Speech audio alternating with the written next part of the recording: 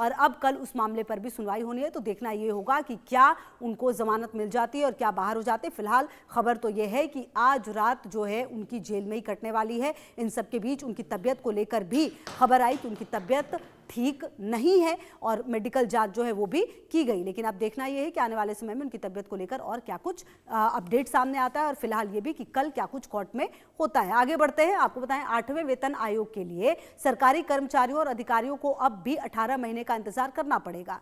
वेतन वृद्धि का इंतजार खत्म होने का नाम नहीं ले रहा। खबर है कि केंद्र सरकार ने वेतन आयोग को अपनी अंतिम रिपोर्ट और सिफारिशों को सौंपने के लिए 18 महीने का समय दिया है और वेतन आयोग ने आधिकारिक वेबसाइट भी शुरू कर दी है।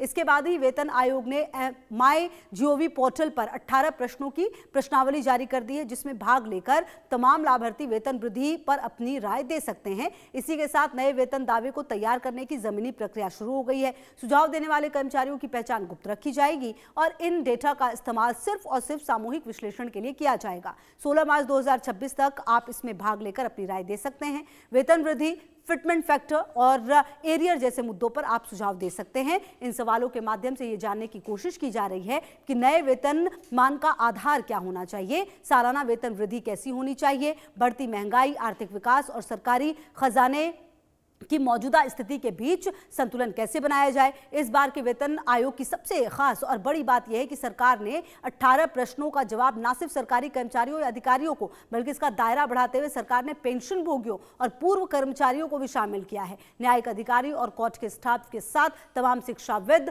शोधकर्ता और नियामक निकायों के सदस्य भी इसमें शामिल किए गए हैं। सबसे अहम बात यह है कि तमाम सुझाव केवल MyGov पोर्टल के माध्यम से ही स्वीकार किए जाएंगे। डाक, ईमेल या PDF के जरिए भेजे गए सुझावों को वेतन आयोग स्वीकार नहीं करेगा। राहत यह है कि प्रश्नावली हिंदी और अंग्रेजी दोनों भाषाओं में मौजूद है, जिससे कि ज्यादा से ज्यादा लोग अपनी बात रख सकेंगे। और कुल मिलाकर 8वां वेतन आयोग जब से आने की बात हुई, 8वें वेतन आयोग के लिए जो सरकारी कर्मचारी और अधिकारियों को अब 18 महीने का इंतजार जो है वो करना जरूर पड़ेगा। लेकिन आपको बता दें कि फिलहाल ये इंतजार खत्म नहीं हो रहा और केंद्र सरकार ने अब वेतन आयोग को लेकर अपनी अंतिम रिपोर्ट और सिफारिशों को सौंपने के लिए 18 महीने का जो समय है वो लिया है। और सबसे बड़ी बात यह है कि वेबसाइट शुरू कर दी गई है MyGov पोर्टल। यहाँ पर 18 प्रश्नों की जो प्रश्नावली है वो दी गई है ताकि इसे और ज़्यादा बेहतर बनाया जा सके। और आपको बता दें कि सरकार ने 8वें वेतन आयोग की वेबसाइट जो है वो लॉन्च कर दी है। तमाम खबरों पर नजर है, आप रहिए हमारे साथ, देखते रहिए इंडिया न्यूज़।